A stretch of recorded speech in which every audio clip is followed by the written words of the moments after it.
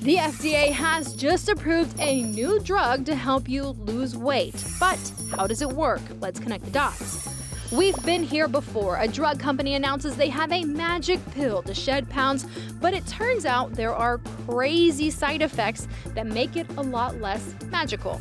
This pill is called Plenity and is technically a medical device. The capsule is taken with water before lunch and dinner. The pill releases thousands of particles in the stomach that absorb water and grow. That makes you feel full, hopefully leading to you eating less. Scientists say the drug is a game changer because it's the first one to suppress appetite without affecting the central nervous system. But what about the side effects? Mostly gastrointestinal disorders, and the payoff is not overwhelming. Testing found it resulted in 6.4% weight loss in a group of 223 patients. But for so many people struggling to lose weight, it does offer new hope. Connecting the dots, I'm Janelle Bluta for H-Town Rush.